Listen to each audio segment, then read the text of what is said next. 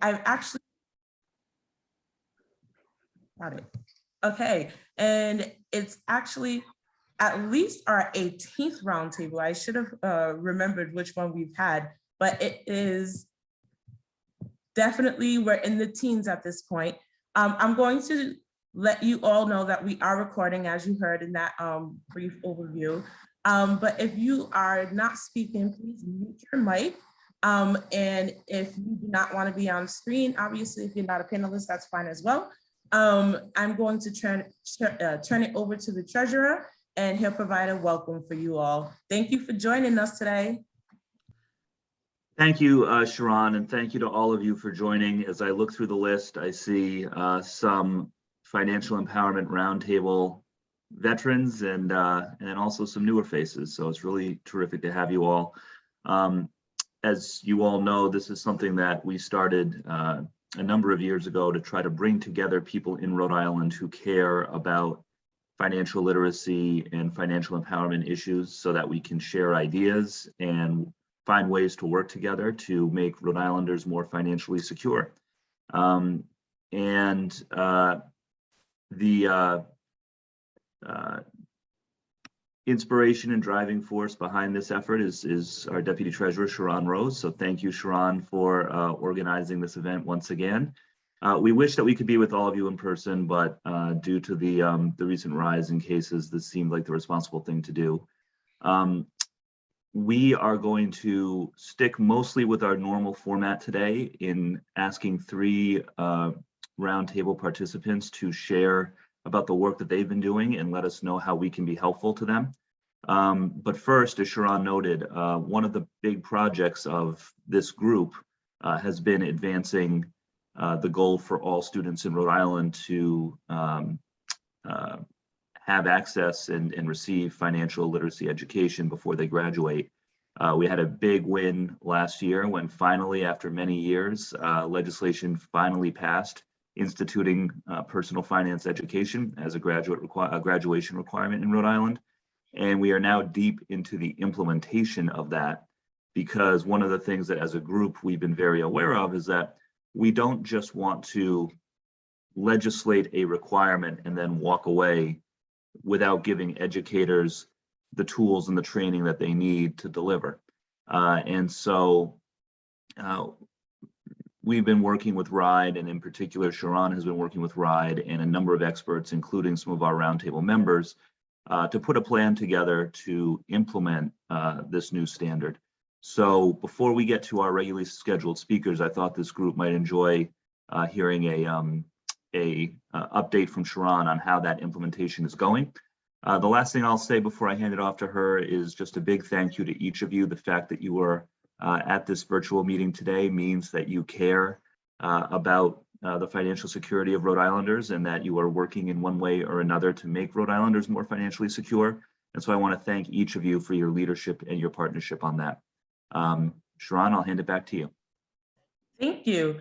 And so like the treasurer said, we've been spending a lot of time helping RIDE with the implementation portion of the financial literacy requirement.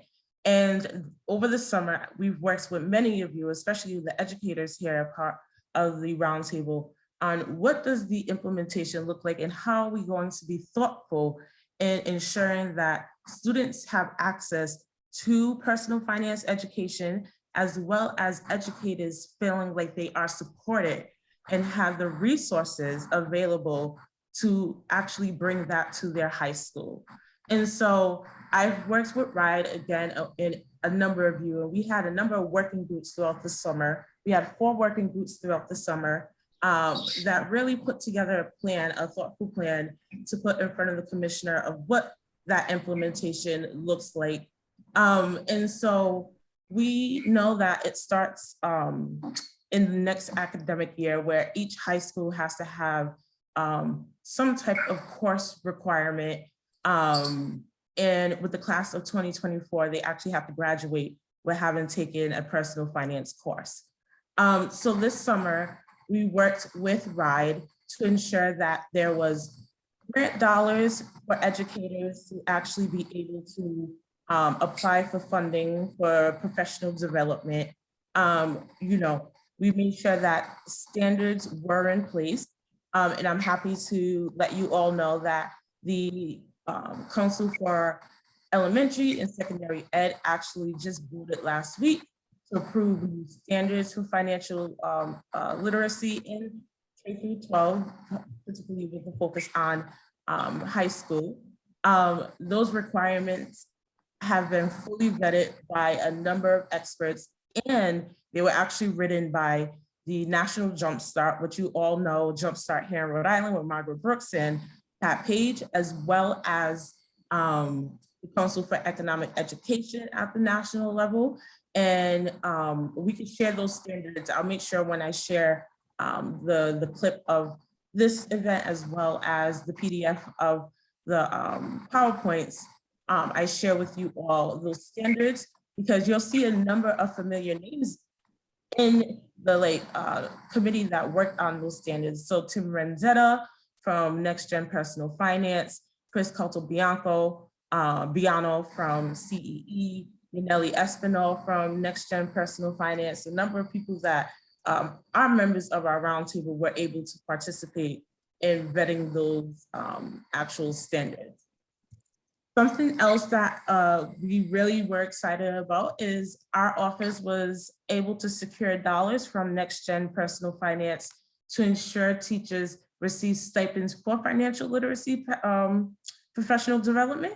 And so we were able to secure $50,000 from Next Gen. And that allows a number of educators to actually be able to get matching grants if they actually complete 10 to 20 hours of professional development. And so I will share information as well. I'm sorry, my computer's going off, but I will share that information as well. And then finally, RIDE wants to hear back from our educators, our students, and our financial empowerment practitioners, right? Do these standards make sense? What makes sense for educators? What makes sense for students? And so, again, in my roundup, I will be sure to send over a ton of information about making sure teachers are able to sign up to receive those stipends. I know many of you do already do the professional development with Next Gen Personal Finance, making sure you have those standards so you're able to look at them. And then finally, making sure that you are aware of who you can contact at RIDE if you have any questions about any of the things that I just spoke about. And so that is my general update on our financial literacy requirement. We're very excited to see that had passed this year, and we were able to sign it into law right at Tolman High School. And I actually am going to stop talking because we're at the 8:40 mark. And I'm going to introduce our first speaker. Let me actually pull it up. And our first speaker is Claudia Cardozo from Harbor One Bank. And she is going to be joined by Jessica Pelletier, and she'll actually introduce Jessica when she is ready. And Claudia is the Community Development Manager at Harbor One Bank. She is an economic development professional with over 10 years of experience assisting small businesses and nonprofit organizations across Rhode Island. Claudia is passionate about financial education and has been helping individuals and families increase their financial capability since 2012. We're gonna have Claudia speak, and Jessica will speak as well. They'll have about 10 minutes, and then after their session, we'll have Q&A, and I'll jump back on, and if you have any questions, we'll wait until after their presentation. And so Claudia, let me actually load up our PowerPoint, and then we can get started. Excellent, thank you. Good morning, everyone. Thank you, Treasure Magaziner and Sharon, for your continued support to financial education. It is a pleasure for me to be here today to talk about Harbor One programming and to highlight a couple of strategic partnerships that we have in the community. do this type of work. Can you please go to next? Thank you. So Harbor One has been in business for over 100 years. Today, we provide personal, small business, and commercial banking products and services with 30 branches in Rhode Island, in Massachusetts, and commercial lending offices in Providence and Boston. We also offer residential lending solutions through Harbor One Mortgage beyond New England, actually. We have a deep commitment to financial education through Harbor One U, our personal and professional enrichment programming, and our 10-year, $1 million commitment to provide college scholarships to graduating high school seniors. Next, please. All of our programming can be delivered in person or virtually. This is all of the financial education programming. We modify our curriculums to meet the needs of our community partners and our students. I here choose to highlight a couple of classes we teach.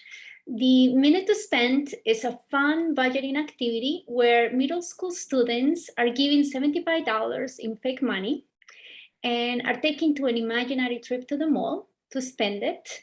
At the end of the activity, we reflect on the choices they made and how they would have rather spend the money if they could do it all over again. We emphasize that they need to understand what's most important to them so they can align their money to their values. And the Millionaire Mindset is also a very interactive class. We do it through Kahoot. It talks about the characteristics and habits of millionaires and how students can also build wealth throughout their lives if they learn how to live within their means and they learn how to save and invest for the future. Next, please.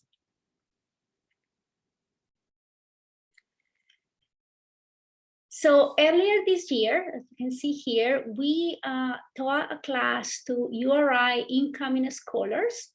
We actually were able to teach 300 incoming scholars that were enrolled in the talent development program. We did 4 classes that summer in person, and we also did virtual for those that couldn't attend the in-person classes.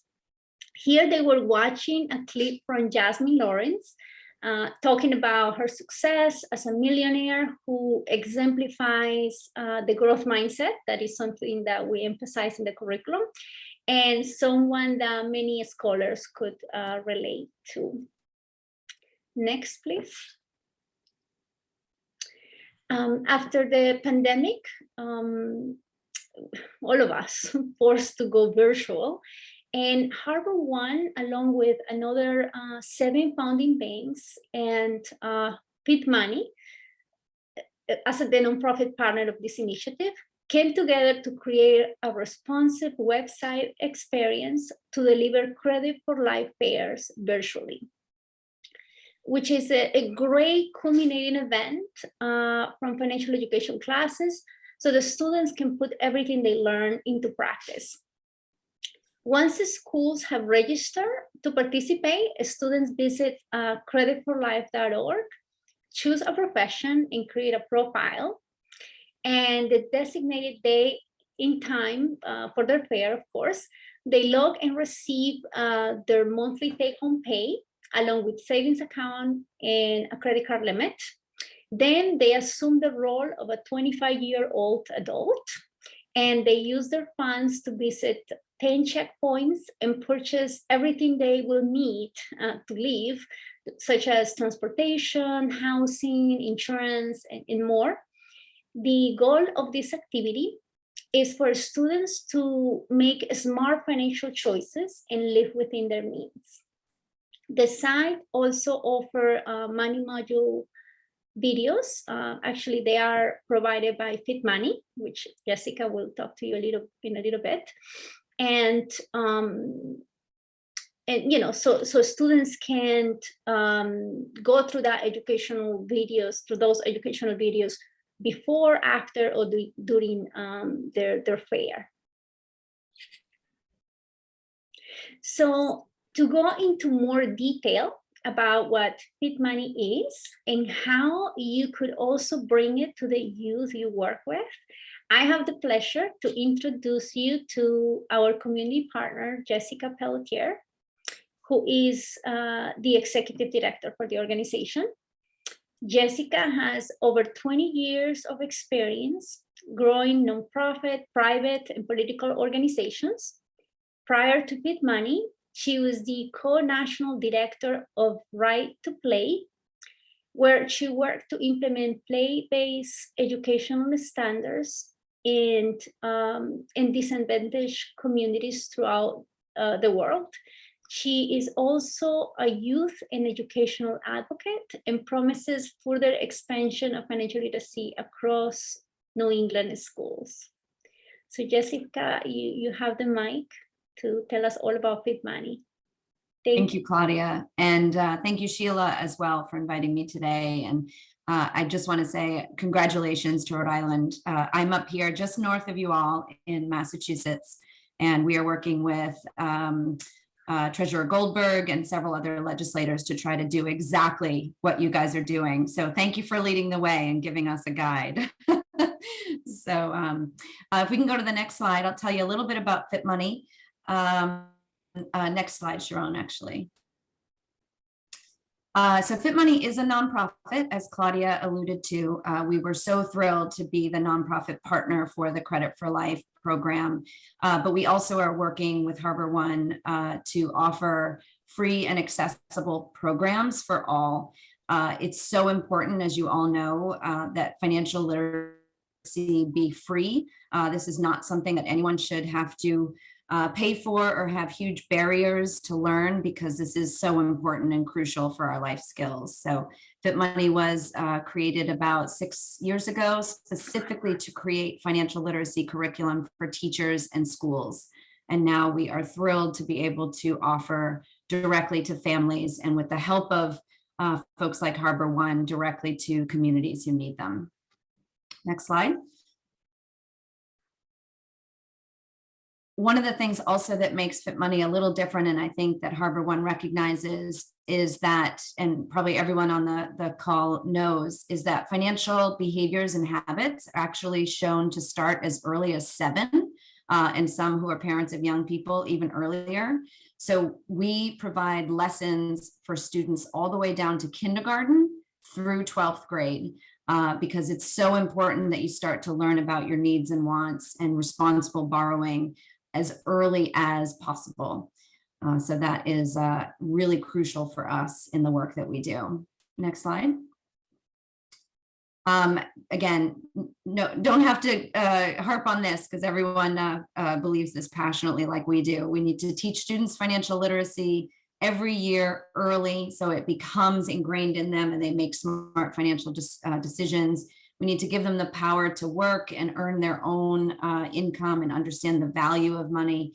And then obviously very practical and easy ways to save and start to encourage that saving behavior. Next slide. One of the things that Claudia asked me to speak about today is our Financially Fit certificate. And this is something that I'd be thrilled to answer any additional questions about afterwards, and how you can bring this to your schools or youth organizations.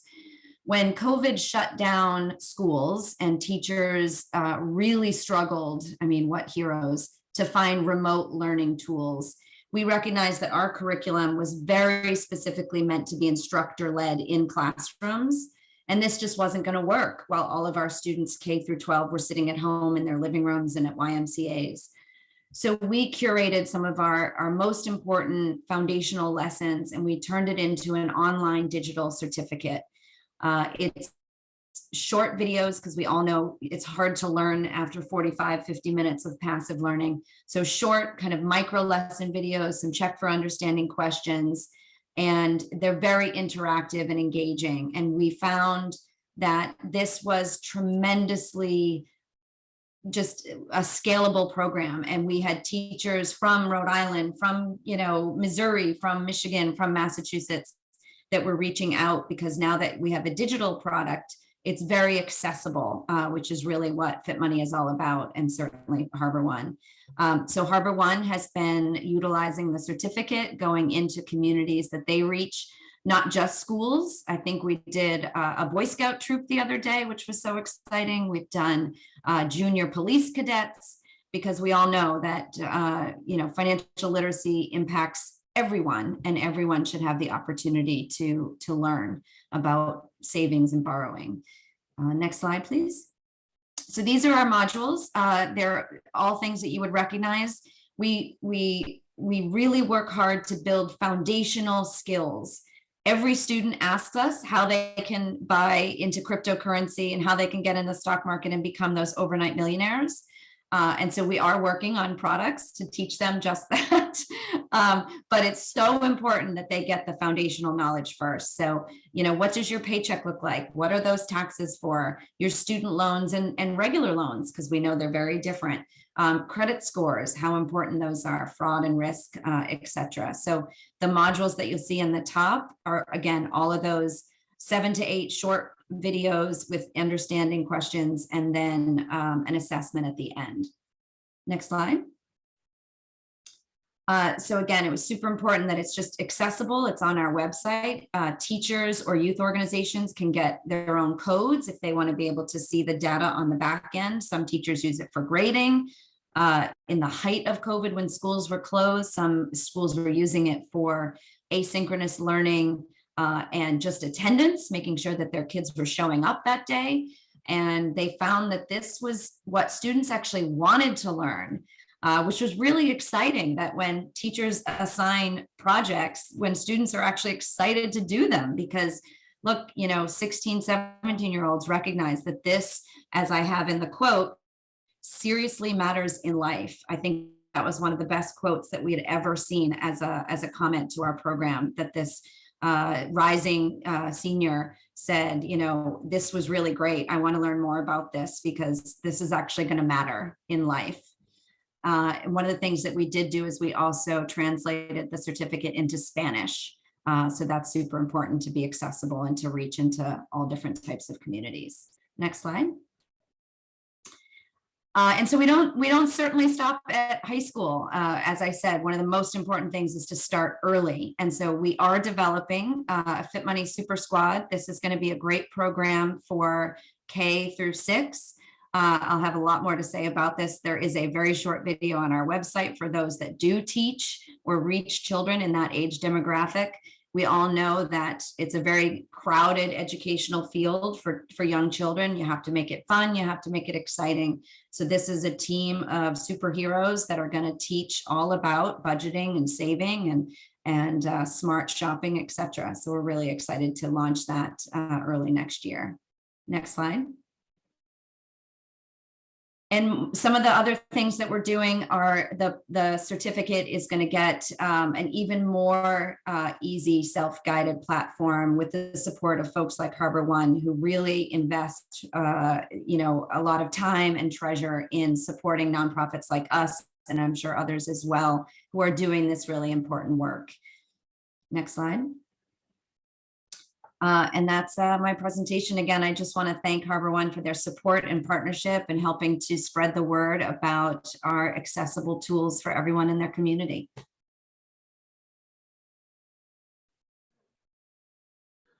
Thank you both. Really, really impressive, really good stuff. Are there any questions from anyone in the group? You can try the hand raising thing, or honestly, just unmute yourself and fire away. While we are waiting, my first question for both of you, Jessica and Claudia, is what can members of this group do to help you in your work? I'm happy to answer that. One of the things that is a real fun challenge, but is to really ensure that schools know about all the tools that are out there. We all know a lot of really great programs, curriculums, products or so forth that can make it easy. And one of the things that Fit Money has done. Our curriculum was designed by teachers for teachers. So my academic directors are former teachers, so they understand how difficult it is in the classroom. And so it's really just about spreading the word that for advocates that are educators out there, that there are programs and products that are easy to integrate just so that we can get this out there in front of students. Okay, and it looks like we have Annette Bourne. Annette, I'm going to ask you to unmute. And there we go. Hi, Sharon. Good morning, Secretary Magaziner. Thank you very much. My favorite topic, Claudia knows this really well, but it's one of my favorite topics. So a couple of questions as, the parent of, I'm never sure if she's the tail end of millennial, beginning Gen Zer, but she is that theoretical 25-year-old who is now, working a budget that I watch closely and I cheer and I scold as needed. But, they are inheriting a world that is so cyber and digitally based. The whole, you mentioned crypto, which gives me a bit of agita, gotta tell you, from an environmental point of view. Honestly, I don't know enough to really think about what it means from, a sovereign, ownership of capital, like US Treasury bond kind of thing. But also the whole fintech stuff, right? These things are on their phones. I mean, even, most of us my age, do digital transactions, but, it opens up to the whole identity theft. Our daughter's account was hacked, back in March, $1,500 out, $1,500 in, so I just wondered, are there tools right now that can be packaged that, give us more confidence as these new tools emerge much more quickly than, unfortunately, the human psyche evolves to absorb how dangerous all of this is? Thank you. I don't know any specific tool for young people. I mean, I always point people to the identitytheft.gov website that has a lot of information that is user-friendly for young people. But I mean, identity theft is embedded in everything we do at Harbor One. I mean, we do try to make people aware of the importance of protecting their identity and all of the risk out there. So Jessica, do you know of any particular tool for young people in terms of identity theft? I'm sure, there are a lot of things that, as someone who uses TurboTax, I know I personally have signed up. They offer something like that. We do have a module. It's again about 7 minutes on fraud and identity theft. To participate in our certificate, you don't actually have to take them all. So Annette, if you wanted to steer your daughter towards just the short 7-minute, very engaging video, it just even talks as, we think of it as so simple, don't click the link on your phone that is a stranger asking for a gift card, or you won $1,000, click here. It's so exciting and enticing to click, but please don't do that. And we have to remind, we have to remind our elderly, we have to remind everyone, don't do that, because it's more and more prevalent these days, which is really frightening. And the one good thing I can say is as a nonprofit who does have a phenomenal group of financial institution supporters, I think they're also really doing their part. We have organizations that are really stepping up, that do provide, now it's a new kind of debit card for kids is a new industry going even lower and lower in the age group, but they're wanting to provide education at the same time. I mean, look, we don't wait to take driver's ed until we're 25. We take it before we get our license and before we drive. So that's really how we need to be educating in financial literacy. Before you get these tools, before you get a credit card, you need to be taking this type of education. All right, well, keeping an eye on the clock, Yes. I think we should move on to our next presenter. But thank you both, Claudia and Jessica, Thank you. for your incredible work. And thank you for putting up your contact information as well. Everybody make sure to get that. And we look forward to supporting you however we can. Sharon, would you like to introduce Yes. Brenda? Yeah. So Brenda Clement is the Director of Housing Works, RI at Roger Williams University. She previously served as Executive Director of the Housing Action Coalition of Rhode Island, a statewide affordable housing advocacy organization, and as Executive Director of the Housing Network, the Rhode Island Trade Association for Community Development Corporations. Brenda also is a founding member of the New England Housing Network and served on the board of the National Low Income Housing Coalition for 9 years, and just recently completed her term as chair. And so Brenda, I'm gonna resume our presentation and let you take over. Good morning. Thank you, everyone. Thank you, Treasurer, and good to see many friendly and familiar faces on Zoom. Sorry we couldn't be in person.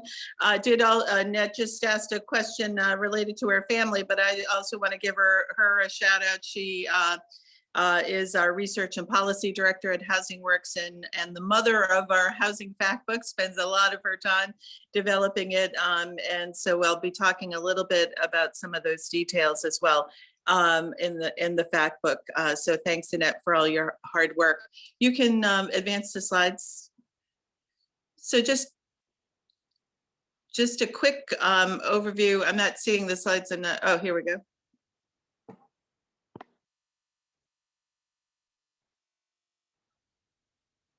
I'm not seeing them. Sharon, are you able to share them?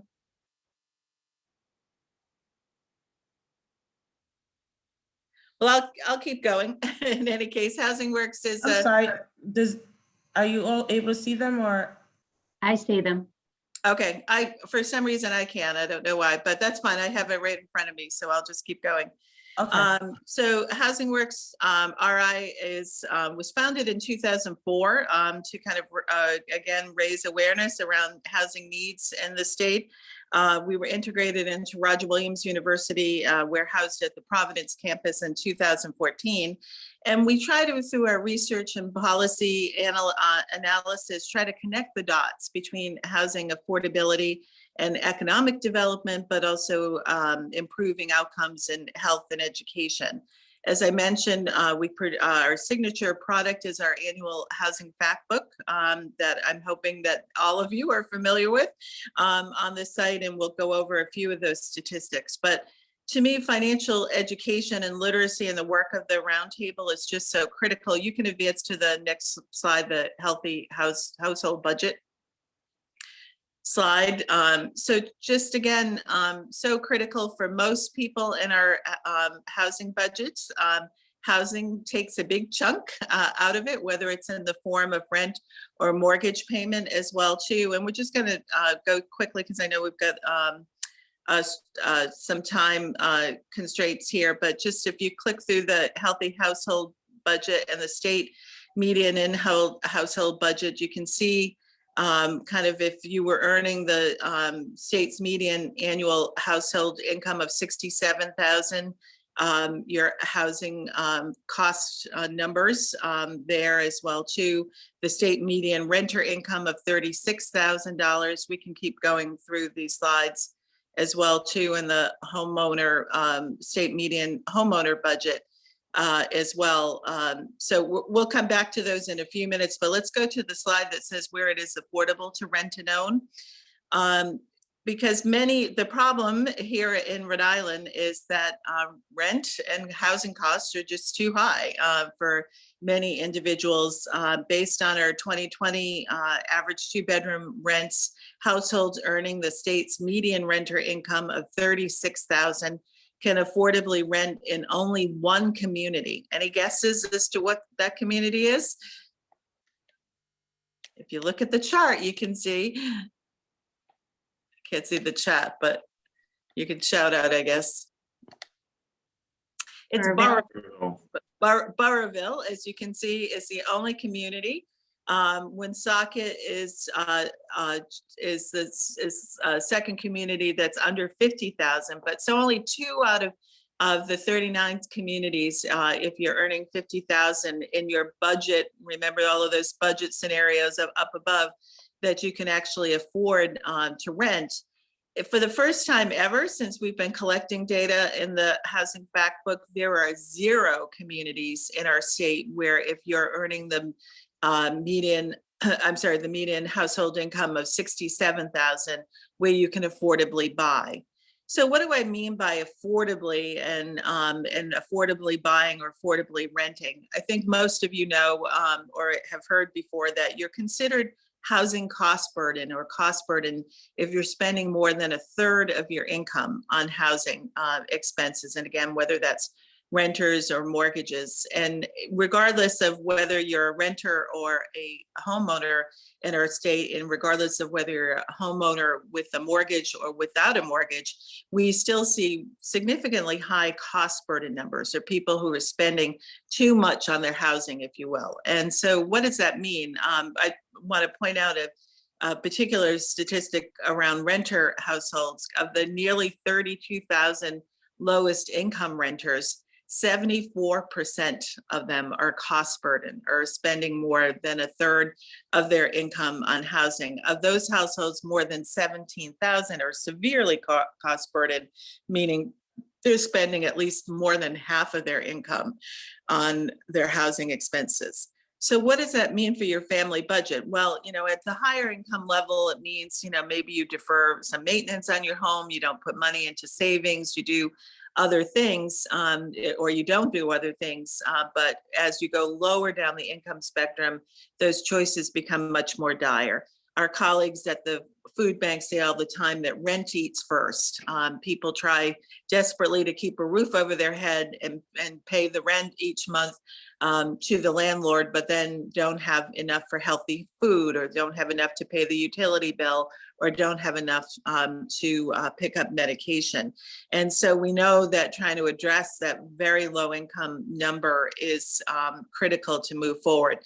Ironically, as we know, many of these categories of workers and renters are people who just a few short months ago were our essential workers, our critical workers, our heroes at the height of the pandemic, who were providing critical services, taking care of our parents and our grandparents in nursing homes and assisted living facilities, watching our children in daycare, working at our hospitals, keeping the buildings clean, delivering our packages and our groceries. I mean, all of those categories of workers are workers who suffer most and have the highest cost burden in our state. So when your budget's out of whack, like I said, and we can move on, sorry, to the cost burden slide. So when your household budget's out of whack and you're spending too much in one category, as I said, the cost burdens are that if a household with owners with mortgages, and this is based on about 55,173 cost burden owners. If their current housing cost is 18,000, and if their housing cost was 11,000, if they were not cost burden, the cost burden that's a little bit of a tongue twister, is $6,949 individually, and you can see the collective number is a big high number, and the next figure shows you that same thing for renters as well too. The cost burden is $5,130. And so again, if you were making choices in your budget and were able to spend, reduce your housing burden, what would you spend it on, or what could you invest that money in? And if you were a homeowner, you could perhaps do more weatherization. You could make a kitchen remodel, add central AC, particularly as our weather and climate is changing and warming. Cooling is a critical issue, growing a critical issue in our state. If you were a renter, again, if you would, you could potentially save towards home ownership. You could make a substantial debt reduction of student loans or other things, or you could contribute to your retirement with that funding and money that you were saving on your house. But right now, none of those opportunities, none of those home improvements of their asset of homeownership for homeowners, and none of those potential wealth creation strategies are available to renters who are cost burdened. And so that's why housing and looking at housing issues in general really matter a whole lot for financial education and literacy, making people helping people understand why budgets matter and why trying to work towards reducing housing costs in our state for workers is so critical to make sure that people can balance their own personal budgets as well too at home. Just if you can move to the slide around workforce affordability. Again, to my point about kind of the critical jobs and the critical workers in our state that are cost burden, of the more than 11,000 jobs represented by the report are by the top 20 high growth occupations from the our Rhode Island Department of Labor and Training's report. 72% of them do not pay enough to affordably rent a 2-bedroom apartment at $220 market rates. So that's a critical problem, right? That's a real big problem for workforce retention. It's a big problem for workforce growth. As I said, if you look down at the categories of those jobs, they're lower wage jobs, but they're jobs that are providing critical services to our communities as well too. So as we move forward and as we try to help and address the housing issue, and reduce by increasing the supply to hopefully reduce the cost to individuals, open up the opportunity for home ownership for more individuals. I'll note that another fact in our fact book shows that we have made no progress. We bumped up a little bit a while back, but have lost all that progress in increasing the rates of minority home ownership in our state. It is about at half of the rate of white homeownership in the state, and we have made little progress in that area since really the late 1960s. This is not unique only to Rhode Island. It's a problem across the country as well. And what does that mean? It means that we've locked the door, literally slammed the door shut on generations, several generations of families creating some sort of wealth or some economic stability for their family as well too. And based on that workforce and the 11,000 jobs growing, that door is going to stay locked for a long time unless we think of more creative ways to increase the housing supply in our state.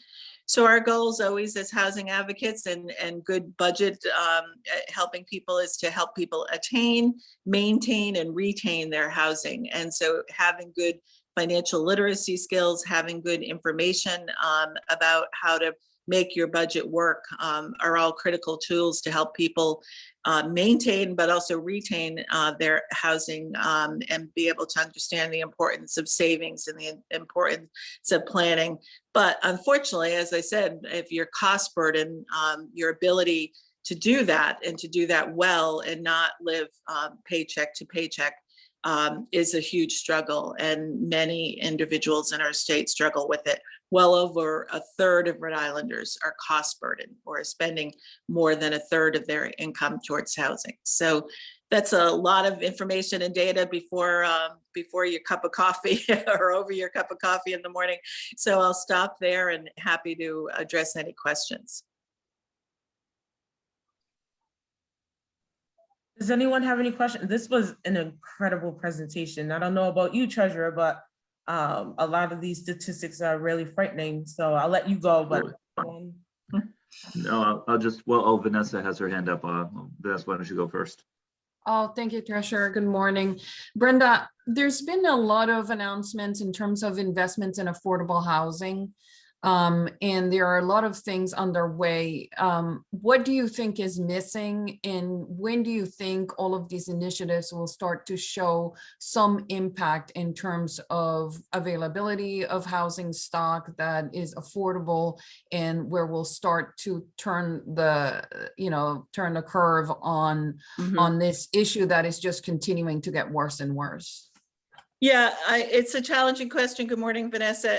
It's a challenging question. We do, for the first time ever, have some significant resources to invest in housing. We've made recommendations around the ARPA funds with the Housing Community Homes RI. The governor has proposed some initial investment to deal with some of those short-term issues. The reality is that a lot of these projects and money, and while this money is great and a good investment and a start, it takes several years at least under best case scenario to build and develop these projects as well. And that's on a good day, right? That's if you don't meet local opposition. That means we still have to cobble together anywhere from 8 to 12 different funding sources for these projects.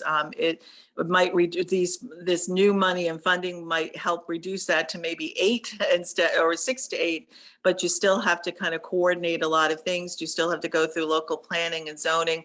So it's not it's an important strategy because we've been underbuilding for a long period of time.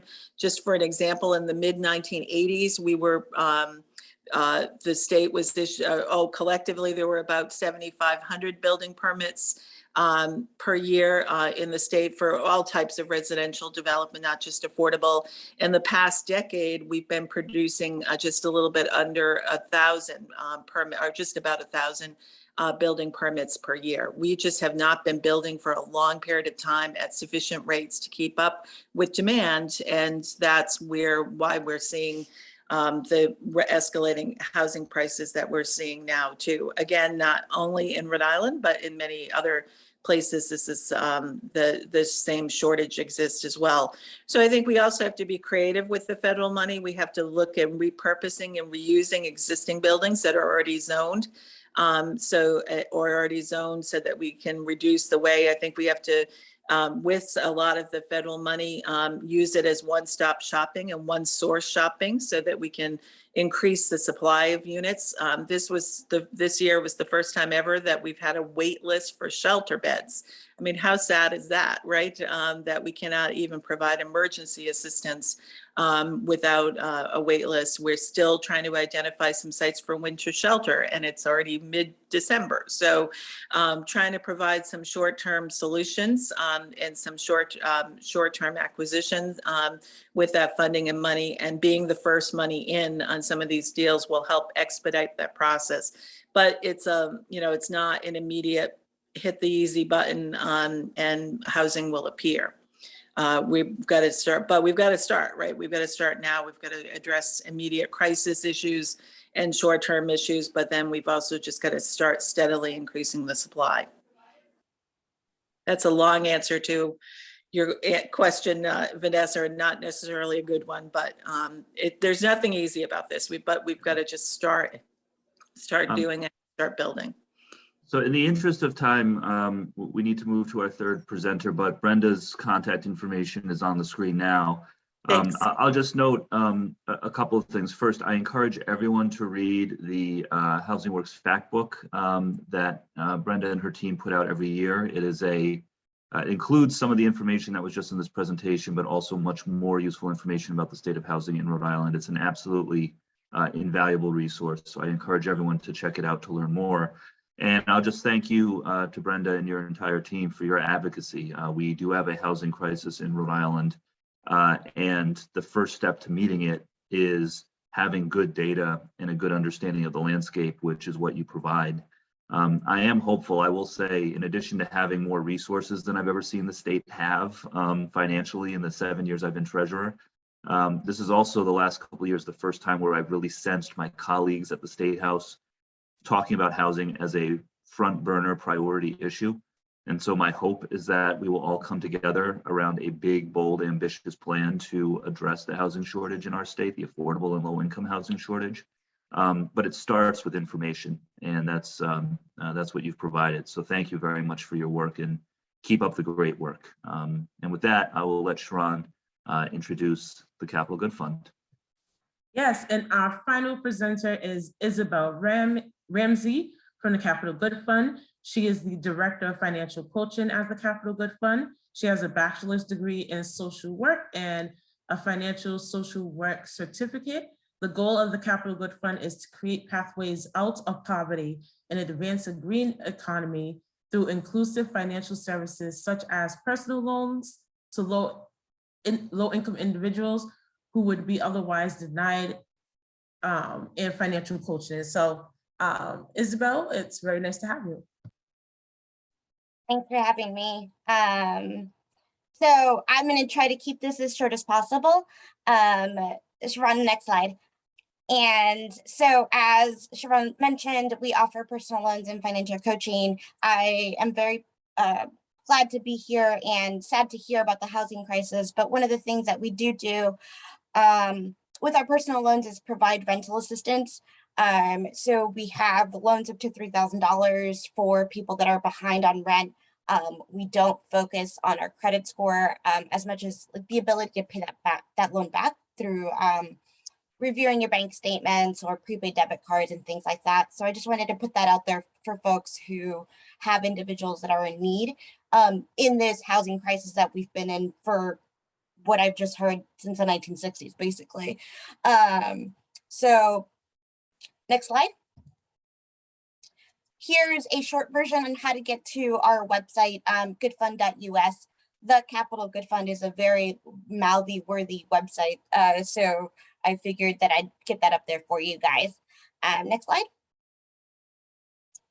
A couple of types of loans that we offer, and we're more than just in the Rhode Island area. We're in Florida, Massachusetts, Delaware, Texas, and Illinois. Our immigration loans up to $20,000, double green loans, which are focused on weatherization.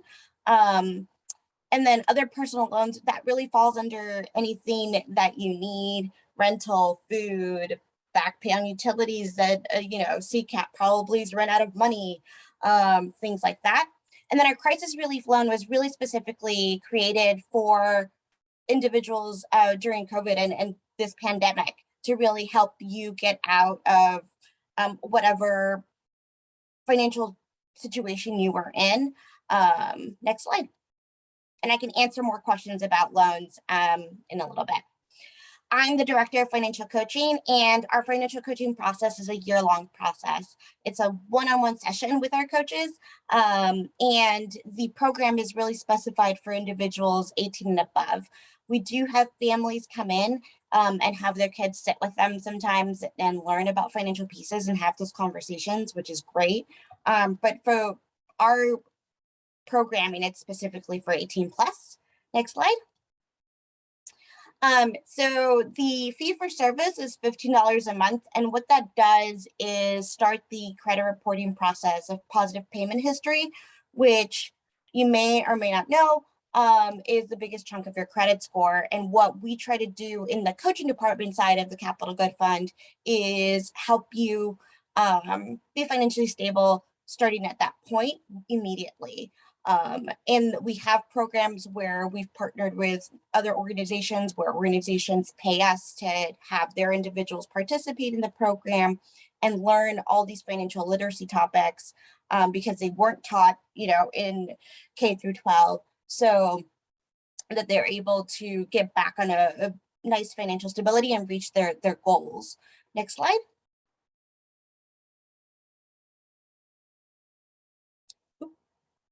So I just wanted to run through a little bit of our coaching roadmap. So really what this means is what do our individuals learn during these steps?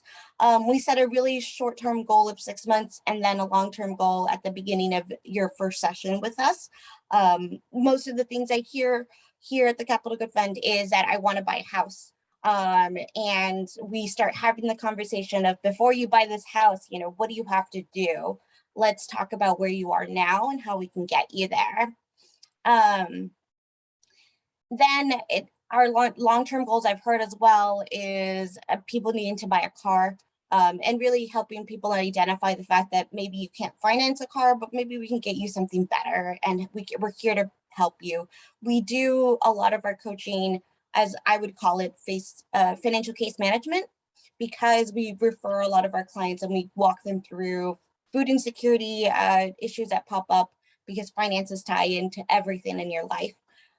We talk about budgeting, credit, anything and everything that you need to learn about credit happens here. Banking, the importance of banking. We work with Bank On, our partnership with Webster Bank, so on and so forth. Debt, how to manage that debt. We talk about student loans, credit card debt, bankruptcy, so on. Savings, health, physical and mental health is really important. So we address both of those topics. And then at the last session with your coach, you're able to create a plan, and that coach helps you stay accountable and attainable throughout the entire year. We have a lot of clients that come back and do a second year just because they didn't feel like they were able to reach their goal the first year to get to where they want to be. Next slide. I apologize if I'm talking a little fast. I'm trying to be very conscious of your time. Our first session is our goal setting and budgeting session, and it's free with no obligation to being strapped in for a year for our financial coaching program. We want to be able to provide those two very important financial literacy pieces to anyone and everyone. And our coaching is both in person and virtually. Right now we're doing Zoom and Google Meets. We are having in-person coaching, but it is, I think 2 times a month, I believe, we're having a coach come in and meet with a client in all of our states except for Florida. So there you go. Next slide. Next slide. All right, I wanted to throw out a couple of statistics here of how we've improved our clients in the past. We've been in the organization now for 12, 13 years.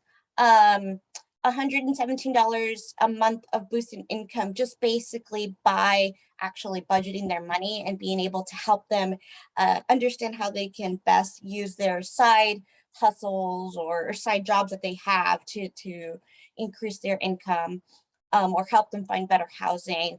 An average of 67 points credit score increase. 87% of our clients through the program or right after are able to afford food or doctor visits. And we've discussed just recently through the Housing Works RI how that gets put set aside when it comes to paying our rent. So I really am proud of that statistic. And then one more thing I would like to point is that financial coaching is not just for individuals, but it's also for pairs. We say couples, but it's more of like you and the person that you do your finances with.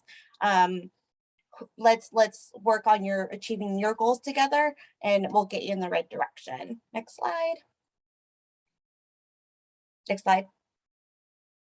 All right, I'm going to throw up, leave this one up for our contact info. This is the best way to reach us. All of our contact information for all of our departments is up on our website under About Us, but specifically the coaching one is here for you to see, and I'll take questions.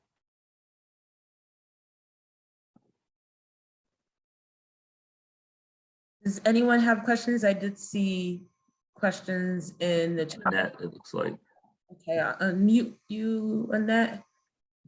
There you go. Sorry. Yeah. Okay. So I'll just ask the question that I put in the chat. So thank you very much, Isabel. I've done a bunch of financial coaching in my lifetime, including a short stint for Capital Good Fund, which I think is great.